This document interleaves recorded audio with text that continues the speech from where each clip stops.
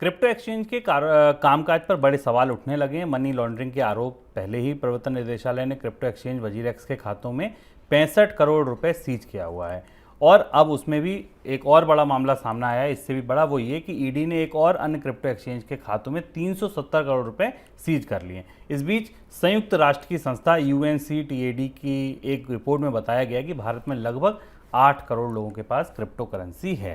Sir, सबसे बड़ी बात कि जो सबसे ताज़ा मामला क्रिप्टो एक्सचेंज में आया, इस रिपोर्ट को देख के पता चला, ये एंकर रीड के बाद पता चला कि क्रिप्टो मनी लॉन्ड्रिंग कर रहे थे, क्रिप्टो एक्सचेंज मनी लॉन्ड्रिंग कर रहे थे। कैसे हो रही थी ये मनी लॉन्ड्रिंग? शुभ, जिसका डर था वही बात हो गई और हम लगातार इस बात पर मनी सेंट्रल में चर्चा में कहते रहे हैं और बहुत सारे लोग भारत में कह रहे थे कि भारत के क्रिप्टो एक्सचेंजेस में काफ़ी कुछ साफ सुथरा नहीं है। लेकिन अब कुछ भी साफ सुथरा नहीं था, ये बात सरकार की खुद अपनी एजेंसी ईडी बता रही।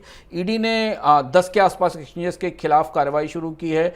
इसमें बहुत सारी मनी लॉन्ड्रिंग के इश्यूज पाए गए जिन्हें हम बताएंगे कि कैसे थे।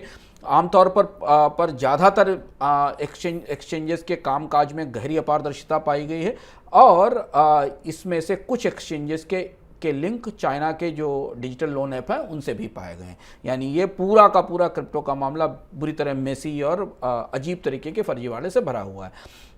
ईडी ने यह पाया है कि बिनांसे और वजीरेक्स से जब उन्होंने सवाल करना शुरू किया और उनके कारोबार के बारे में पूछना शुरू किया तो उन्होंने क्रिप्टो टू क्रिप्टो ट्रांजैक्शंस के बारे में उन्हें सही ढंग से जवाब नहीं दिया। यानी इन दो एक्सचेंजेस के बीच बहुत सारे भुगतान क्रिप्टो के लेन देन में किए गए थे जिसके बारे में उन्होंने स्पष्ट रूप से नहीं बताया और ये माना गया कि इसमें से बहुत सारा पैसा मनी लॉन्ड्रिंग के जरिए दिया गया था। हालांकि एक सवाल इसमें बार बार उठता है कि क्रिप्टो के सारे ट्रांजैक्शंस ट्रेसेबल हैं क्योंकि डिजिटल ट्रांजैक्शंस हैं, आप उन्हें ट्रेस कर सकते हैं।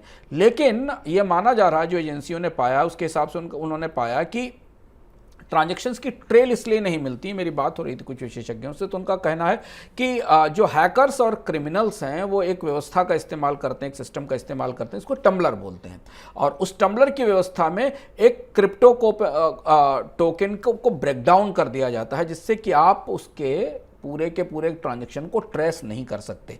भारत की एजेंसियों के लिए बड़ी चुनौती है कि वो क्रिप्टो ट्रांजैक्शंस में मनी लॉन्ड्रिंग को पकड़ें। लेकिन अब धीमे धीमे करके जो हेडलाइंस हमारे सामने आ रही हैं उसमें लगभग सारे प्रमुख क्रिप्टो एक्सचेंज जो भारत में काम कर रहे हैं, विदेश से जुड़े हुए हैं, उसमें सब में इलिसिट या अवैध ढंग से फंड्स के ट्रांसफ़र के मामले मिले हैं।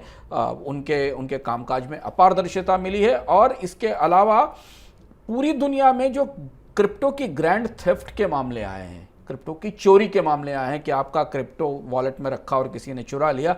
ये 2017 में 4.6 बिलियन डॉलर का लॉस था, लेकिन 2021 में ये लॉस करीब 14 बिलियन डॉलर के आसपास हो चुका है जिसमें निवेशकों को बहुत नुकसान हुआ है। निवेशकों का पैसा क्रिप्टो में निवेशित था और वो क्रिप्टो की चोरी हुई है। हमने देखा है कि अमेरिका में तो क्रिप्टो की एक प्रमुख फर्म सेल्सियस बैंकरप्ट हो गई और उसने बैंकरप्सी फाइल की है। सर, कितने एक्सचेंजेस ऐसे हैं जो जांच के दायरे में आ चुके हैं? 10 के आसपास एक्सचेंजेस शुभम जांच के दायरे में आ चुके हैं और ये पता चल रहा है कि इन एक्सचेंजेस में कई सारे एक्सचेंजेस ऐसे हैं जैसे हमने कहा कि जिनका चीन से भी संपर्क हमें दिखाई दे रहा है और ईडी के इस पूरे फैसला एक मुश्त बड़ी कार्रवाई के कारण पूरे क्रिप्टो स्पेस में अजीब तरीके की अफरा तफरी फैली हुई है। बात शुरू हुई थी वजीरेक्स और बिनांसे के बीच में लेन देन की जांच को लेकर, लेकिन अब दायरा फैलकर काफ़ी बड़ा हो चुका है। सर, एक रिपोर्ट ये भी कह रही है कि भारत में करीब 8 करोड़ लोगों ने क्रिप्टो में निवेश कर रखा था। आपको लगता है सबसे ज़्यादा बड़ा नुकसान भी भारत में ही हुआ है? हाँ, अगर ये रिपोर्ट सही है कि भारत में क्रिप्टो में 8 करोड़ लोगों ने निवेश कर रखा था, ये शायद उसकी अंतर्राष्ट्रीय एजेंसीज की रिपोर्ट है जो बता रही है तो फिर तो इसका मतलब है कि भारत में बहुत नुकसान हुआ है क्रिप्टो के निवेशकों का इस पूरे मामले में और ये नुकसान सरकारों के आंख के सामने देखते देखते हुआ है शुभम। क्योंकि अब अगर आप रिजर्व बैंक के बयानों को ट्रेस करें तो पिछले 2 साल से रिजर्व बैंक भारत का रेगुलेटर, भारत का सबसे बड़ा फाइनेंशियल रेगुलेटर कह रहा है कि क्रिप्टो में साफ सुथरा नहीं है, कुछ भी नहीं है। सरकार खुद मान रही है कि क्रिप्टो में साफ सुथरा नहीं है, फिर भी इन क्रिप्टो एक्सचेंजेस को चलने दिया गया, इन्हें मनी लॉन्ड्रिंग की सीमा तक जाने दिया गया। सरकार के पास इसकी इंटेलिजेंस और सूचनाएं थी। सरकार एक तरफ बिल लाती है और फिर बाद अपना पैर पीछे खींच लेती। क्रिप्टो के पूरे संचालनों को संदेह के दायरे में होने के बाद भी उन्हें टैक्सेशन के जरिए एक किस्म से लीगलाइज करती है और टैक्सेशन का लीगलाइजेशन देने के साथ साथ ये भी कहती है कि एक्सचेंजेस के ऊपर कोई रेगुलेशन नहीं है, काम करने वाली चीज़ों पूरी व्यवस्था पर कोई रेगुलेशन नहीं। ये जो पूरी व्यवस्था है ये पूरी व्यवस्था ये बताती है कि ये स्कैम के तरफ बढ़ रहे थे, सबको पता था, जानकारी थी, पर इसको ऐसा क्यों होने दिया गया? निवेशकों की तादाद के आधार पर तो ये बहुत बड़ा नुकसान है भारत के क्रिप्टो निवेशकों के लिए, अगर हम इस रिपोर्ट को माने कि इस रिपोर्ट के हिसाब से भारत में दुनिया में सबसे ज़्यादा बिटकॉइंस की होल्डिंग भारत के लोगों के पास थी। जी बिल्कुल सर, कैसे रोक सकती थी सरकार, आपको लगता है? क्या क्यों होने दिया सरकार ने ऐसा, कैसे रोका जा सकता था? क्रिप्टो का पूरा फिनोमेना 2017-18 से शुरू हुआ। मुझे याद है कि उस समय दो दुनिया की बड़ी एजेंसियों ने, जिनकी बात सरकारें बहुत ध्यान से सुनती हैं, IMF और FATF, इन दोनों ने 18 और 19 में अपनी अलग अलग रिपोर्ट्स में दुनिया भर के रेगुलेटर्स को इस बात की चेतावनी दी थी कि क्रिप्टो में मनी लॉन्ड्रिंग के गहरे रिस्क हैं, इसमें जो फंड्स आ रहे हैं उन्हें ट्रेस नहीं किया जा सकता, इसमें पारदर्शिता की समस्या है। पूरी दुनिया के अलग अलग देशों में फैला हुआ इनका कामकाज डिसेंट्रलाइज्ड है, हमें पता नहीं कि काम कैसा हो रहा है। चाइना ने क्रैकडाउन भी किया था अपने यहाँ क्रिप्टो के एक्सचेंजेस को लेकर।